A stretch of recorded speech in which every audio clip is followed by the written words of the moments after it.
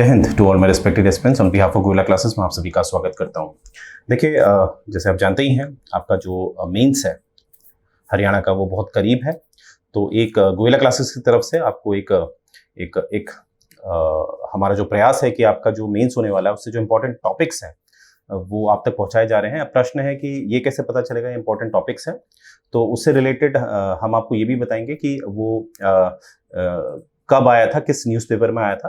पूरा प्रयास किया जा रहा है, राइट, क्योंकि आपको एक ऑथेंटिसिटी जो होती है कि ये जो टॉपिक आपके साथ डिस्कस किया जा रहा है ऑलरेडी वो करंट में था, क्योंकि आप जानते ही जो आयोग है वो जो साल भर में करंट पे होता है उसी से आपके ज़्यादातर मीन्स बनाता है, क्योंकि ये एक पैटर्न देखा जा रहा है और हर आयोग ये कर रहा है। ठीक है, तो आइए शुरू करते हैं आपका पैटर्न।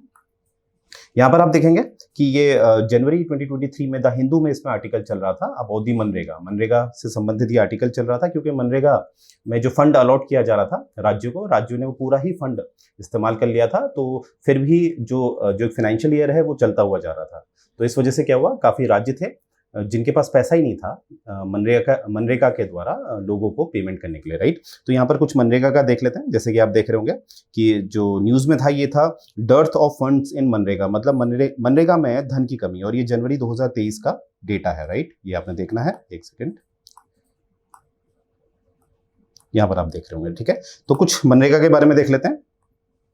तो जो मनरेगा है इसका जो पहले नाम मनरेगा नहीं था, यानी कि जो महात्मा गांधी नाम है ये 2009 में जोड़ा गया था। जो नाम इसका परिवर्तन हुआ है वो वर्ष 2009 में हुआ है, परंतु 2005 में ये एक कानूनी निकाय बना है। ये बात आपने याद रखनी है, 2005 में। और इसका जो महात्मा गांधी जो ये शब्द जोड़ा गया है ये 2009 में जोड़ा गया है, ये बात आपने याद रखनी है। यहाँ पर आप देख पा रहे होंगे, ये आपके समक्ष एक पिक्चर है जिसमें आपको दिख रहा होगा जो ब्लैक से डिनोट किए जा रहे हैं, ये जो राज्य हैं जो ब्लैक से दिखाए गए हैं, इन्होंने पूरा ही फंड अपना इस्तेमाल कर लिया था मनरेगा में जो दिया जाता है, जिसके कारण जो कुछ लोग हैं उनको पेमेंट नहीं कर पा रहे हैं because of lack of the fund.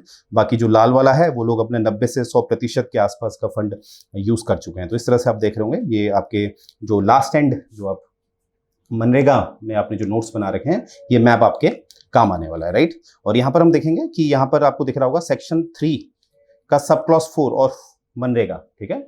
उसका जो मनरेगा एक्ट है 2005 का, उसका जो सेक्शन 3 है उसका सब क्लॉज 4 है, वो क्या कहता है, वो नियम देता है कि जो राज्य हैं जो भी उनको अलॉट हुआ है मनरेगा के लिए पैसा, उसके अलावा भी वो मनरेगा के तहत पैसे का इस्तेमाल कर सकते हैं, मतलब एडिशनल अमाउंट के लिए भी वो एलिजिबल होते हैं। कौन? राज्य। ये बात आपने याद रखनी है।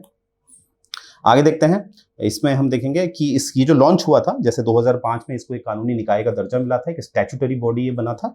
यहाँ हम देखेंगे इसको जो लागू किया गया है वो 2 फरवरी 2006 को लागू किया गया है। और यहाँ पर हम देखेंगे जो इससे संबंधित जो एक्ट पास हुआ था 2005 का, वो असल में जो डेट है उसकी वो है 23 अगस्त 2005। ये बात आपने याद रखनी है, राइट। आइए अब देखिए, मनरेगा से संबंधित आपके यूपीएससी में 2011 में क्वेश्चन पूछा गया है, क्योंकि ज्यादातर देखा जाता है जो राज्य के जितने भी लोक सेवा आयोग हैं वो ज्यादातर हम देखते हैं कि जो केंद्र का यूपीएससी है, जो यूनियन का, वहां से क्वेश्चन आपसे पूछे जाते हैं। कभी कभी डायरेक्ट क्वेश्चन हमें मिलता है यार, कभी कभी उससे मिलता जुलता भी। देखिए, यूपीएससी में एक स्टेटमेंट बेस्ड क्वेश्चन आपसे पूछा गया है कि इनमें से 4 स्टेटमेंट आपको दिए हैं, among the following who are eligible, इनमें से कौन है जो मनरेगा के तहत रोजगार पा सकते हैं। तो पहला स्टेटमेंट आपको दिया है SC ST। तो पहली बात याद रखेंगे, यहाँ पर कोई भी आरक्षण के लिए ये योजना नहीं बनी गई है, ठीक है। इसमें कोई आरक्षण के लिए आपको ऐसा कोई प्रावधान नहीं दिया जाता, ये सभी के लिए होता है जो लोग गरीब होते हैं, राइट। तो adult member of only schedule caste and schedule tribes, ये बिल्कुल भी इसका राइट आंसर नहीं है। और जो BPL के बिलो भी मतलब उन्हीं लोगों को दिया जाएगा जो BPL के अंतर्गत आते हैं, वो भी नहीं है।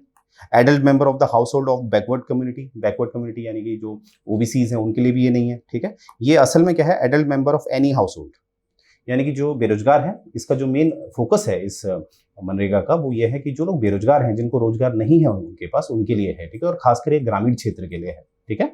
तो इसीलिए, क्योंकि ग्रामीण क्षेत्र में क्या होता है, रोजगार के लिए पलायन हो जाता है।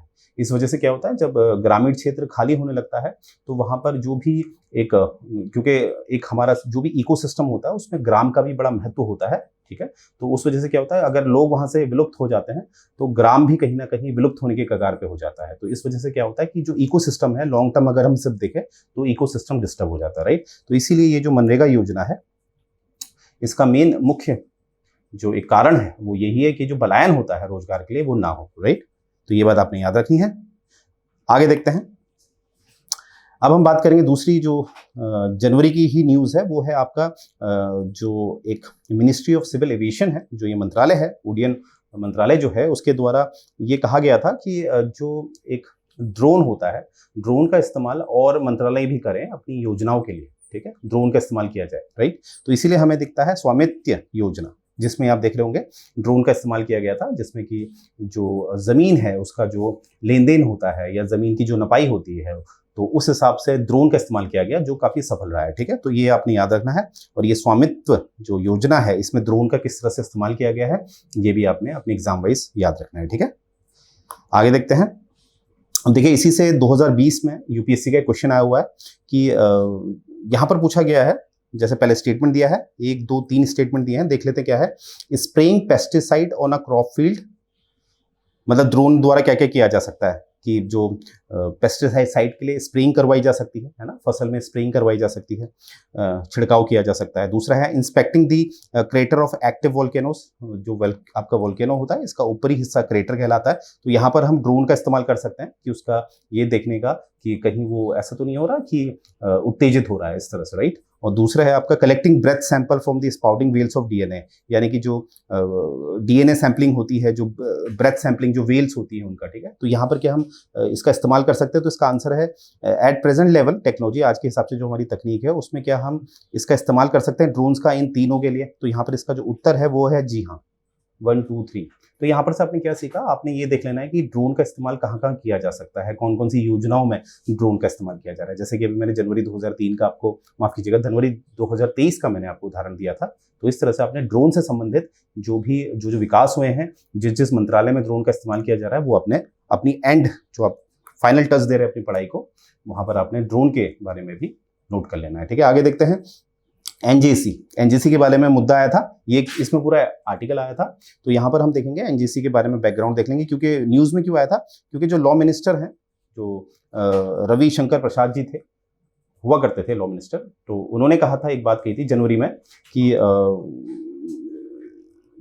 जो हमारे मोदी जी हैं, क्योंकि एनजीसी क्या था, एनजीसी में क्या था कि 3 सदस्य जो हैं वो एक कार्यपालिका के जजों की नियुक्ति में जोड़े जा रहे थे, 3 सदस्य, राइट? तो अब क्या है कि एनजेसी को न्यायपालिका ने खारिज कर दिया, क्योंकि एनजेसी संविधान में जोड़ दिया गया था एक आयोग, क्योंकि इसने कोलेजियम, जैसे जो भी जजेस की नियुक्ति होती थी वो कोलेजियम के माध्यम से होती थी, परंतु एनजेसी ने क्या किया था, इस आयोग ने कोलेजियम को क्या कर दिया था, बदल दिया था, मतलब कोलेजियम के बदले एनजेसी आएगा, ठीक है? इसी तरह हमें दिखता है कि संविधान में 124A को जोड़ दिया गया था, ठीक है? इसने कुछ काम भी किया था कुछ समय तक, परंतु जब ये मुद्दा माननीय उच्चतम न्यायालय के पास गया तो इसको खारिज कर दिया गया, क्योंकि आधार बनाया गया था अनुच्छेद 50 को, जहां पर साफ लिखा गया है कि कार्यपालिका और जो आपका न्यायपालिका है वो बिल्कुल अलग रहेगी, ठीक है? तो इसीलिए उस आधार पे इसको बिल्कुल खारिज कर दिया गया है एनजेसी को। तो यहीं पर जो रविशंकर जी थे उन्होंने एक प्रश्न उठाया था, ठीक है? तो हमारा मुद्दा ये नहीं है कि रविशंकर जी ने क्या कहा था, हमारा मुद्दा है एनजेसी। तो एनजेसी के बारे में आपने पूरी तैयारी कर लेनी है, राइट? तो ये एनजेसी जो एक्ट आया था 2014 में आया था, ये बात आपने याद रखनी है। ये किस विधेयक से आया था? एक संवैधानिक संशोधन विधेयक के द्वारा ये आया था, साधारण विधेयक से नहीं आया था। इसलिए आप देखते हैं कि आपके संविधान में 124A एक नया अनुच्छेद जोड़ दिया गया था, हालांकि वो 2015 अगले ही वर्ष माननीय उच्चतम न्यायालय द्वारा खारिज कर दिया गया है। तो ये बात आपने याद रखनी है। वर्तमान में जो जजों की नियुक्ति होती है वो कोलेजियम के माध्यम से होती है। अब देखिए, अगर मैं एक क्वेश्चन देखूं, यूपीएससी में ही आया हुआ है 2019 में, इसी से संबंधित देखिए क्या क्वेश्चन आया हुआ है। पहला स्टेटमेंट दिया है कि जो 44वां संशोधन हुआ था, जो 1978 में हुआ था, ठीक है, मोरारजी देसाई सरकार द्वारा, तो जो 44वां संशोधन to the constitution of India introduce an article placing the election of the prime minister beyond judicial review, यानी कि जो प्राइम मिनिस्टर का जो चुनाव होता है वो न्यायिक समीक्षा के अंतर्गत नहीं आएगा। ये 44वां संशोधन 1978 में कहा गया है, ऐसा ये स्टेटमेंट दिया है, जो बिल्कुल भी गलत है। ऐसी 44वां संशोधन 1978 में तो न्यायिक समीक्षा की कोई बात ही नहीं हुई थी, ठीक है? तो इसीलिए ये आपका जो स्टेटमेंट 1 है ये गलत हो जाता है। दूसरा देखते हैं, the supreme court of India struck down the 99th amendment. देखिए 99th अमेंडमेंट क्या है? एनजेसी है, ठीक है? अभी मैंने बताया माननीय उच्चतम न्यायालय ने जो 99 संशोधन था उसको खारिज कर दिया है।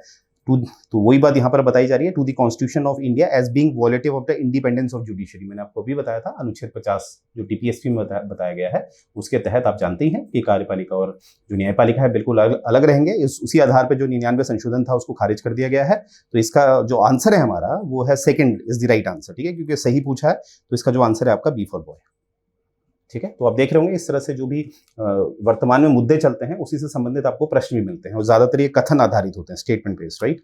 आगे देखते हैं, यहाँ पर बात की गई है जिसे आप झींगा कहते हैं, ठीक है। आप जानते ही हैं भारत झींगा को काफी निर्यात करता है, मतलब झींगा ही ऐसा है जिसमें भारत कहीं ना कहीं 95% इसका जो उत्पादन है उसको निर्यात कर देता है, झींगे को, ठीक है। आइए देखते हैं इसके बारे में क्या है। ये फरवरी 2023 की न्यूज है, ठीक है। इसमें क्या है कि इसमें बताया गया है कि जो भारत है एक्सपोर्ट करता है फ्रोजन श्रिम्प्स, ठीक है। फ्रोजन मतलब इसको फ्रोज करके, यानी कि बिल्कुल आइस पैक में इसको, ठीक है, इसको कहीं ना कहीं एक्सपोर्ट करता है भारत। और लगभग आप इसमें बिजनेस देखिए 2019 और 20 के मध्य करीबन $5 बिलियन का, यूएस डॉलर का इसमें बिजनेस किया गया है, ठीक है। और इसमें जो सबसे ज्यादा जो खरीदते हैं ये झींगे को, वो है आपका यूएस और चाइना, सबसे ज्यादा बिगेस्ट बायर हैं ये, ठीक है। अब देखेंगे जो फ्रोजन श्रिम्प्स है इंडिया के लार्जेस्ट एक्सपोर्टेड सी आइटम है, यानी कि अगर हम सी फूड की बात करें, भारत में जितना भी सी फूड होता है उसमें जो सबसे ज्यादा जो निर्यात होता है, जो एक्सपोर्ट होता है, वो आपका झींगा ही होता है, ठीक है। झींगा मतलब यहाँ पर श्रिम्प की बात मैं कर रहा हूँ, ठीक है। अब देखिए यहाँ पर आगे की जो डेटा है यहाँ पर आप देख लीजिएगा कि कहाँ कहाँ पर ये जितने भी हमारे कोस्टल जो स्टेट हैं ज्यादातर वही से जुड़े हुए हैं, आप देख सकते हैं, ठीक है। और ये देखिए, ये मैं ऑलरेडी आपको बता चुका हूँ, around 95% of the cultural shrimp produce is exported, ठीक है। लगभग जितना भी ये झींगा जो है पकड़ा जाता है उसका 95% ये एक्सपोर्ट हो जाता है, और एक्सपोर्ट भी सबसे ज्यादा मांग कहाँ है, यूएस और चाइना। तो आप इसको अपने मीन्स में इसको रख सकते हैं, ठीक है, क्योंकि ये आया है तो आपसे प्रश्न बन सकता है, ठीक है। और यहाँ पर ये भी याद रखेंगे, इसका जो एक साइंटिफिक नेम होता है वो भी आपने याद रखना है, ठीक है, वो आपको पिक्चर में दिख जाएगा। आगे देखते हैं, एक और है, ये फरवरी 2023 की ही न्यूज है। इसमें क्या है कि एक एग्रीमेंट हुआ था भारत और इजराइल के मध्य, ठीक है। उसका वो 3 वर्ष का हुआ था, और 2023 उसका आखिरी वर्ष है, 2023 में ही वो लैप्स हो रहा है। तो इसलिए ये एक आपका विषय बन जाता है। तो यहाँ पर आप देखेंगे कि इंडिया और इजराइल को आपने जरा देख लेना है, क्योंकि इंटरनेशनल लेवल पे आपसे क्वेश्चन पूछ लिए जाते हैं इस तरह से। तो यहाँ पर आप देख रहे होंगे, एक स्थिति देखिए, पिक्चर में देखिए, ये आपको जो ग्रीन दिख रहा है ये पैलेस्टीन है, और जो व्हाइट है ये आपके इजराइल है। इजराइल मतलब मैं ज्यूज की बात कर रहा हूँ, ठीक है, ज्यूज, ठीक है, जिससे काफी जो हिटलर था बहुत चिढ़ता था इनसे, ठीक है, ज्यूज से, आप जानते होंगे। तो यहाँ पर आप देखेंगे कि स्थिति क्या है। 1946 में देखिए व्हाइट यानी कि जो आपको इजराइल कितना कम दिख रहा है, और जितना समय बढ़ता जा रहा है, देखिए जब भारत आजाद हुआ 1947 में तो क्या स्थिति हो गई है, बराबरी हो गई है, 50-50% हो गया, ठीक है। फिर आज 2010 का डेटा देखिए तो आपको दिखता है कि ये वाला हिस्सा आपको, ये आप जानते हैं, ये है आपका वेस्ट बैंक और ये है आपका गाजा स्ट्रिप, ठीक है। आपको एक बात याद रखनी है कि जो गाजा स्ट्रिप है वो सीमा साझा करता है आपके भूमध्य सागर से, जिसे आप मेडिटेरियन सी कहते हैं, ये बात आपने याद रखनी है। तो अब स्थिति देखिए कि अब आगे क्या हालत हो गए हैं कि ज्यूज इतने फैल गए हैं कि पैलेस्तीनी जो हैं वो नाम मात्र रह गए। तो स्थिति देखिए कहाँ से क्या हो गया, ठीक है। तो ये एक आइडिया है कि क्या स्थिति हो चुकी है। तो यहाँ पर हम बात करेंगे, अभी हम बात पैलेस्तीन और ज्यूज के बारे में बात नहीं करेंगे, यानी कि पैलेस्तीन और इजरायली के बीच की बात नहीं करेंगे। अभी हम बात करेंगे इजराइल और भारत के मध्य जो एक व्यापारिक समझौते हैं, जो इकोनॉमिक दृष्टि है, वो आपने बिल्कुल तैयार कर लेनी है। कुछ मैं डेटा आपके साथ शेयर कर लेता हूं। अगर मैं बात करूं डिप्लोमेटिक टाइज की इनकी, देखिए ऐसा है कि जब इजराइल ने अपने आप को देश घोषित किया, याद रखिएगा, जब इजराइल ने अपने आप को देश घोषित किया तो भारत ने इसका समर्थन किया। भारत ने 1950 से ही इजराइल को देश मान लिया, ठीक है। तो यहां से ये पता चलता है कि इजराइल और भारत की मित्रता अच्छी है, ठीक है। आगे देखते हैं,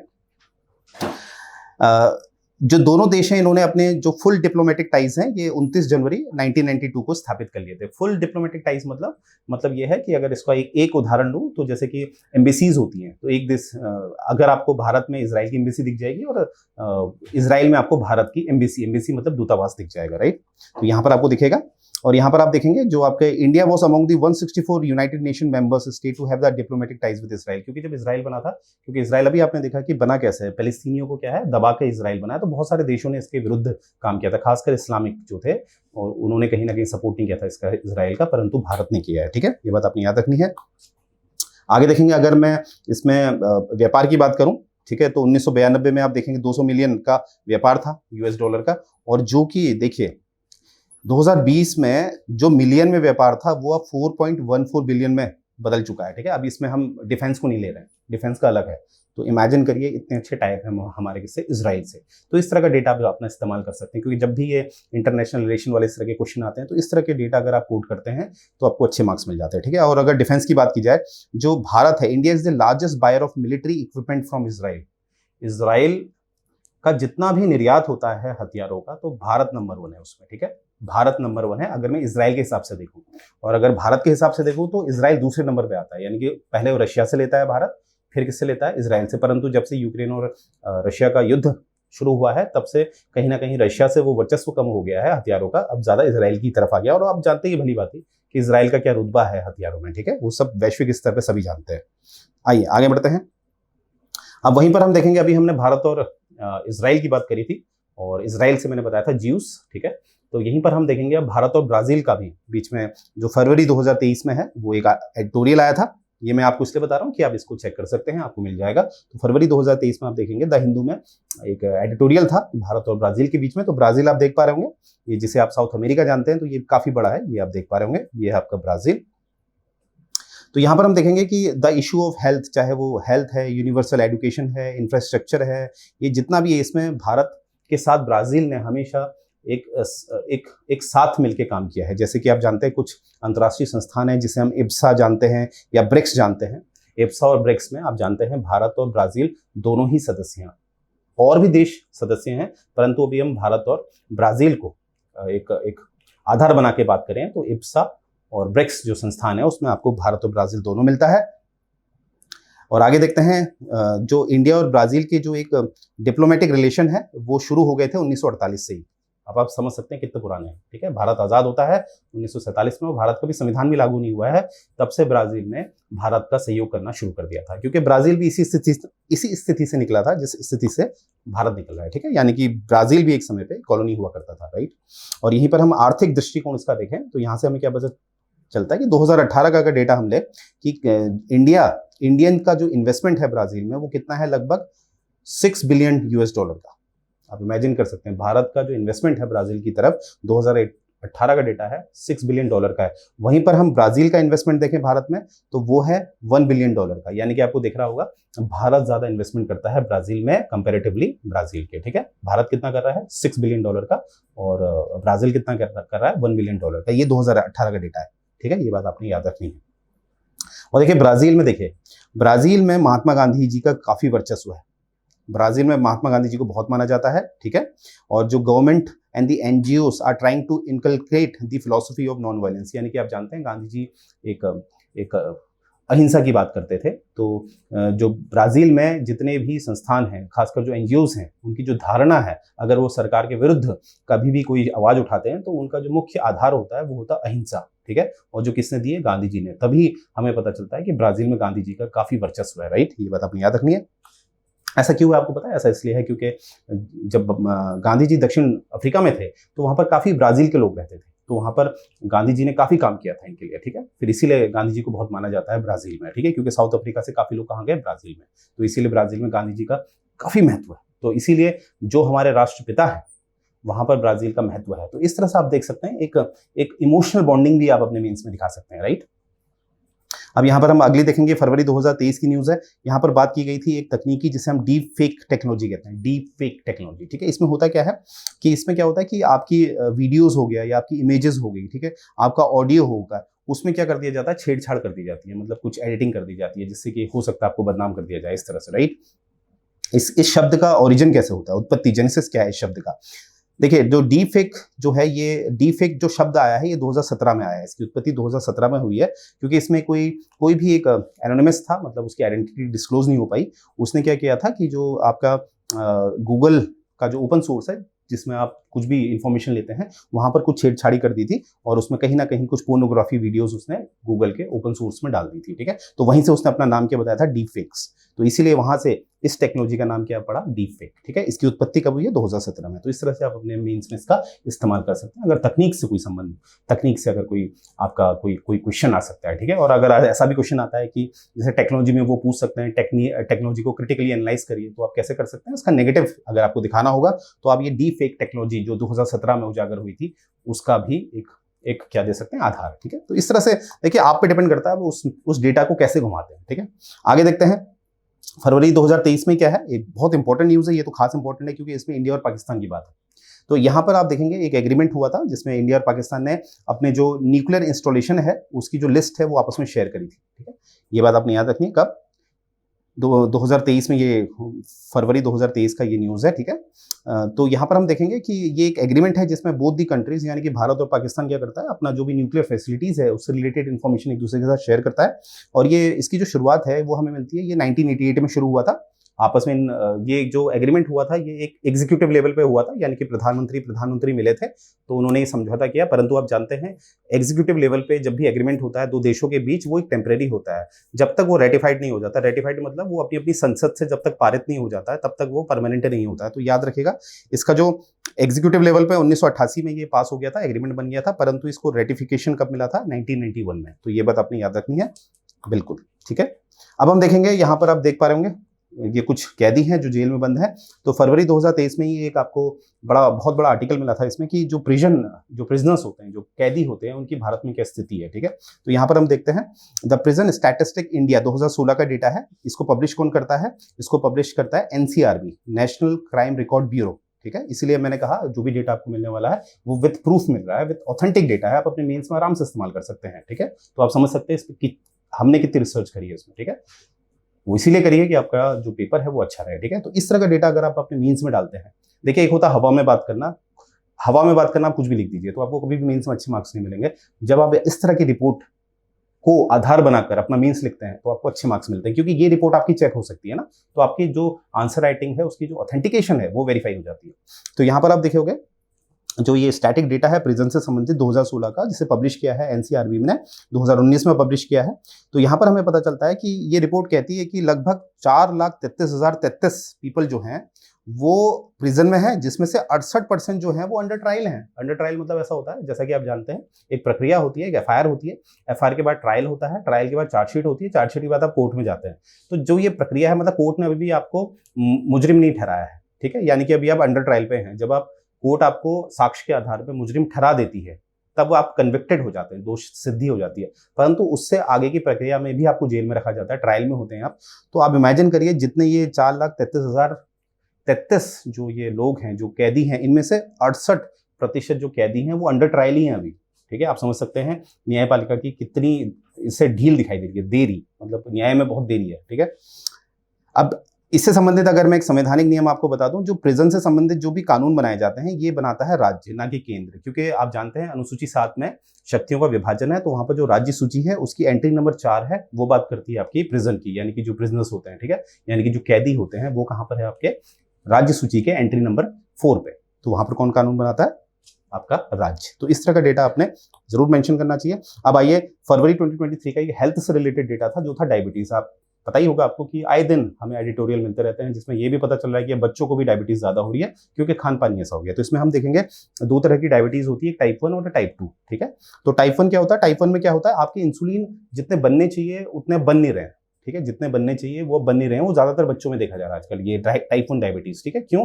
क्योंकि बहुत ज्यादा प्रिजर्वेटिव फूड खाना, बहुत ज्यादा मीठा खाना, बहुत ज्यादा फास्ट फूड खाना, उसकी वजह से क्या हो रहा है? टाइप 1 डायबिटीज बढ़ता जा रहा है और ये बच्चों में देखा जा रहा है। ठीक है, और टाइप 1 डायबिटीज क्या होता है? इसमें आपका इंसुलिन जितना बनना चाहिए वो इंसुलिन नहीं बन रहा है। और इंसुलिन कहां से बनता है? पैनक्रियाज में जो बेटा सेल होता है वहां से बनता है। पैनक्रियाज में जो बेटा सेल होता है वहां से बनता है। वैसे ही टाइप 2 डायबिटीज क्या होता है? यहाँ पर एक एज के साथ इसमें क्या होता है? इंसुलिन तो बढ़ता है, इंसुलिन बन रहा है, इंसुलिन जितने रिक्वायरमेंट है बन रहा है, परंतु वो कहीं ना कहीं ब्लड तक नहीं पहुंच पा रहा है, मतलब कहीं ना कहीं ऑर्गन्स कहीं ना कहीं कमजोर होते जा रहे हैं। तो ज्यादातर ये होता है जो आप में बुढ़ापा आने लगता है, जब एज फैक्टर, एजिंग होती है। ठीक है, एजिंग होती है तब ये टाइप 2 आता है। तो टाइप 1 टाइप 2 आपसे पूछा जा सकता है, तब मैंने आपको बता दिया। यहाँ पर कुछ इस स्लाइड में आपको कैरेक्टरिस्टिक दिख रहे होंगे, टाइप 1 में क्या आपके कैरेक्टरिस्टिक हैं और टाइप 2 में आपकी क्या कैरेक्टरिस्टिक है, राइट। तो ये आप देख लीजिएगा, आपसे पूछा जा सकता है, खासकर टाइप 1 टाइप 2 डायबिटीज, राइट, आप उसको लिख सकते हैं। ठीक है, यहाँ पर हम देखेंगे आगे का जो है ये जनवरी 2023 का है। ठीक है, कुछ फरवरी, आप ये मत सोचिएगा ये फरवरी जनवरी कुछ भी जा सकता है, जो भी जो रिसर्च करते समय जो मिलता जा रहा है अच्छा डेटा वो आपको दे रहा हूँ, साथ में आपको ये भी बता रहा हूँ कब का है ये। ठीक है, और मोस्टली ये सब द हिंदू का है। ठीक है, तो यहाँ पर आप देखोगे कि ये जो न्यूज में क्यों था, क्योंकि जो सेंट्रल गवर्नमेंट है सेंट्रल गवर्नमेंट ने कहीं ना कहीं सुप्रीम कोर्ट से गुहार लगाई है किसके विरुद्ध, राज्य सरकारों के विरुद्ध, क्योंकि बहुत सारे राज्य सरकारों ने क्या किया है, ये जो आपको एक स्टाइल दिख रहा है, जो एक फिशिंग पकड़ने का स्टाइल होता है, उसको बहुत सारे राज्य सरकारों ने बैन कर दिया है, ठीक है, मना कर दिया। क्योंकि इसमें आप देख रहे होंगे इस तरह से एक बोट आपको दिख रही होगी, ये बोट है, वो ऐसे जाला फैलाती है, फिर जाला को राउंड करती है और इस तरह से मच्छी पकड़ ली जाती है, ये आप देख पा रहे होंगे, ठीक है, इस टेक्निक को। अब इस टेक्निक को क्या कहते हैं, इसे कहते हैं सिने फिशिंग, सिने फिशिंग कहा जाता है इसे, ठीक है।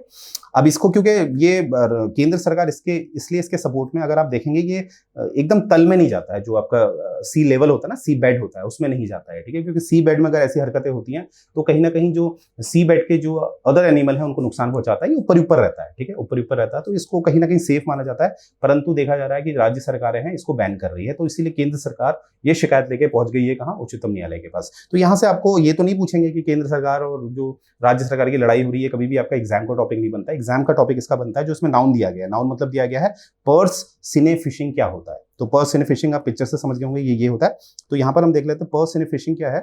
Is used to open sea, open sea में होता है, सी ओपन मतलब क्या होता है, जैसे जो बड़े बड़े सी होते हैं, ठीक है। जैसे अगर मैं कैस्पियन सी बोलूं, अगर आप मैप देखते हैं कैस्पियन सी एक ओपन सी होगा, बिल्कुल भी नहीं। ओपन सी मतलब आप वर्ल्ड में उससे कहीं भी घूम सकते हैं। क्या इंडियन ओशन एक ओपन सी होगा? बिल्कुल, ये एक ओपन सी होगा, ठीक है। तो ऐसी ओपन सी में इसका इस्तेमाल किया जाता है, ठीक है।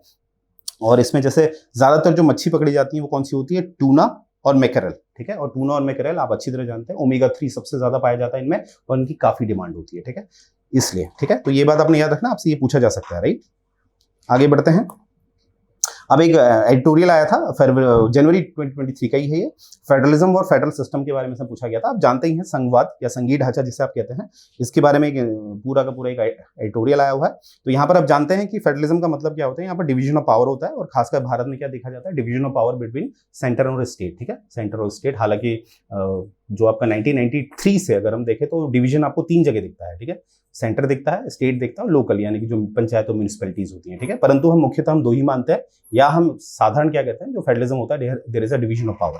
अभी डिवीजन ऑफ पावर आप जानते हैं वर्टिकल भी होता है, हॉरिजॉन्टल भी होता है, उसमें आप रिसर्च करिएगा। फिलहाल देखिए यहाँ पर मैं एक आपको टेक्निकली बता देता हूँ कि जो डिवीजन है इसको 2 में विभाजित किया गया, होल्डिंग टुगेदर फेडरेशन, ठीक है, और दूसरा होता है कमिंग टुगेदर फेडरेशन, ठीक है।